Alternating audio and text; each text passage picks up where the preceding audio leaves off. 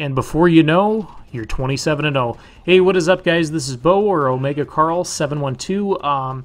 Basically, I just decided to hop on MW3. I've been craving this game lately, and I'm home for the weekend from law school, so I've got my 360 here. So I hopped on, and first couple of games were pretty rough, but then I ended up coming into my own.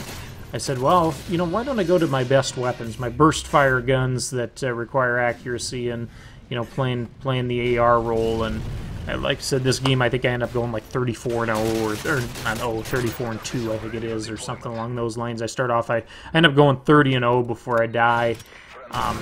But one thing I wanted to talk to you guys today about, and I think it's kind of a good thing going back to the older games when I'm talking about this, and that's the patent that I'm sure you guys have watched other Call of Duty commentators discuss it, but Activision, supposedly, one of the companies that worked for Activision, designed a patent that it basically made people want to buy supply drops. If you bought supply drops, you tended to get placed against lesser opponents. Basically, people that, you know, if you're a 2 KD, you're getting put up against guys with a 0.5 KD that have no shot at killing you.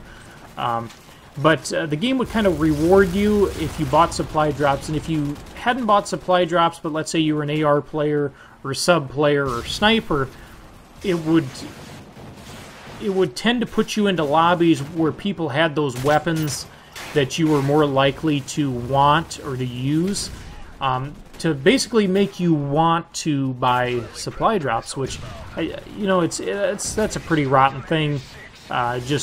Just prima facie, you know, just at first glance, you know, it seems terrible, and I think it is terrible.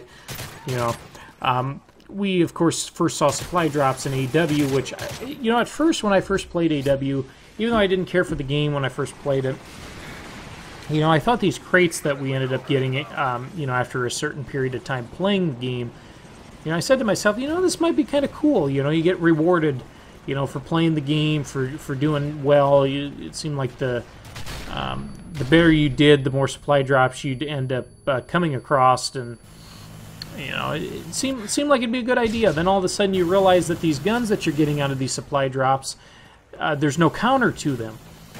You know, I remember before they nerfed the BAL about a year ago in AEW. In case you guys haven't played that game since it was the main game out, they did nerf the BAL in the ASM-1.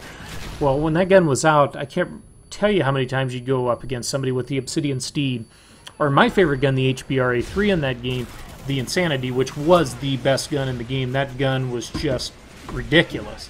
Too good of a weapon.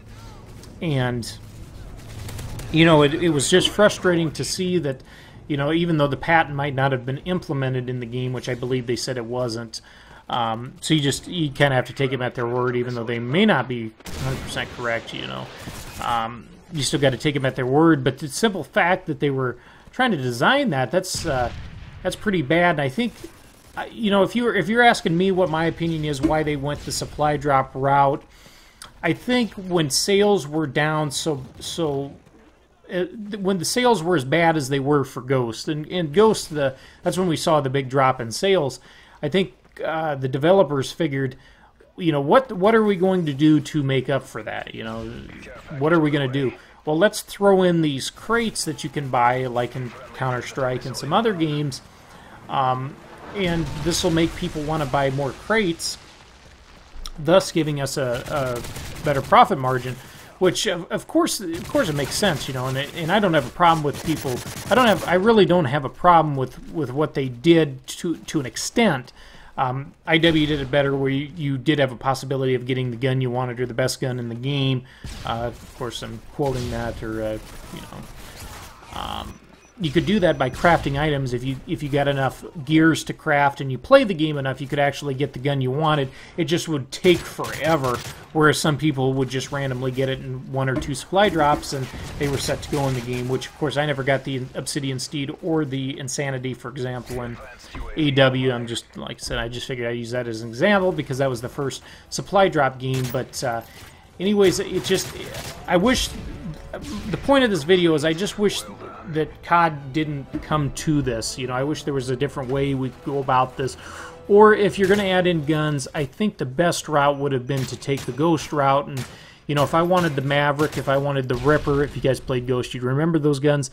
You know, I could spend $3.99 or $2.99 and just have the gun. You know, why don't we go that route? I think that'd be a lot better. But I'd like to hear in the comment section what you guys have to think of, or what you guys think about it, and what you guys have to say about this whole patent deal. But I hope you guys enjoyed the video. I'll see you next video. Omega Carl out.